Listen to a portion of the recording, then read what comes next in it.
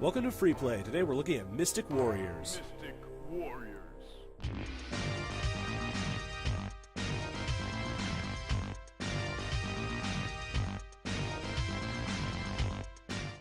Konami was more of a driving force in the arcades in the 80s rather than the 90s, but they managed to keep it together pretty well as the focus on video games shifted towards consoles.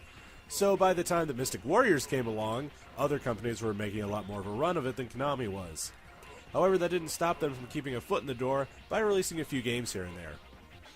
Mystic Warriors, Ikari no Ninja, centers around a team of 5 ninjas fighting against the Skull Group, who's taken over New York. Gee, 5 characters seems a little odd for an arcade game. Oh.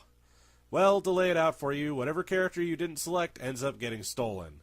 Apparently, these ninja were just minding their own business until this guy decided to come in and ruin their day. So really, the Skull Group brought this on themselves. The 4 characters are Spyros, a blonde ninja dressed in some janky samurai armor, Keima, a kabuki ninja, Kojiro, who's clearly supposed to be Musashi Miyamoto as played by Toshiro Mifune, Brad, the black monk ninja, and the girl, Yuri, who has no pants to speak of. In the iteration I played, Keima was the one who got kidnapped. It changes from game to game depending on who you play as, so at least it's a little bit different. Obviously, since one of them is kidnapped, you can't play as that character throughout the game, but really who's going to notice? The character differences are entirely visual. As you run along, you fire shurikens in all 8 directions, and when they get too close, you attack with your weapon of choice: swords, fist, feet, and a naginata. The power-ups you get are shot speed increases, which turn your character into a shuriken machine gun, and the ninja equivalent of a spreader gun. Likewise, picking up the Chikara symbol will clear the screen, and picking up the Shinobi symbol will give a damage shield. Handy because they do not relent from throwing enemies at you left, right, and center. I imagine that in a lesser game this would cause all sorts of lag, but I never had a moment of it. Perhaps this is because I smoked everyone on screen before they gave me any trouble, but it never cropped up for me. It ran smooth as silk for the majority of the game. Of course, that's likely because they already made the game once. Yes, as some astute viewers may have picked up on, this is basically Sunset Riders. Well, if you're going to rip anyone off, you may as well rip off yourself. This is fair play too, because Sunset Riders is a perfectly fine game, full of character and quirk.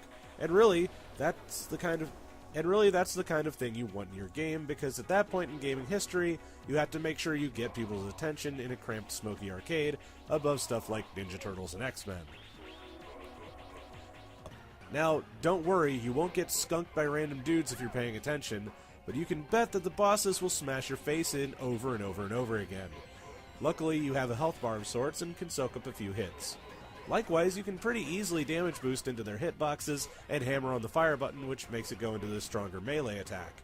This will drop the baddie's health almost comically fast while they try to recoup, but it also means that when they do recoup, you get buffed pretty hard. Additionally, this strategy only works for the first couple of bosses, because after a few levels they pick up on this. Not only that, but they have large sweep-away moves that will just kill you straight out, and you have to be very careful not to get caught in an endless loop.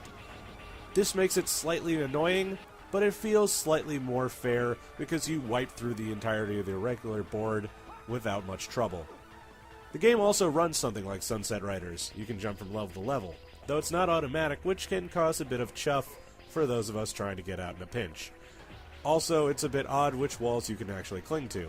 This is not exactly Strider. But hey, the whole shebang is brilliant fun to play. It runs well, it looks great, and the bosses are tough, but have enough variety to really give a fun time. And it clocks in at almost an hour long.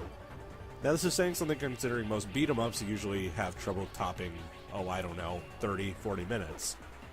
So let's finally get right back to business. Does this one get the free play quarter of approval, or the slug of shame? Well, it works, which is more than I can say for the last 2 games I looked at.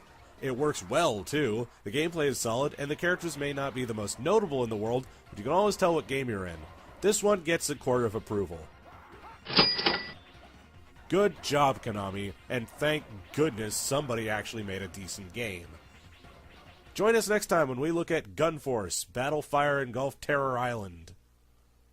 Say that 3 times fast.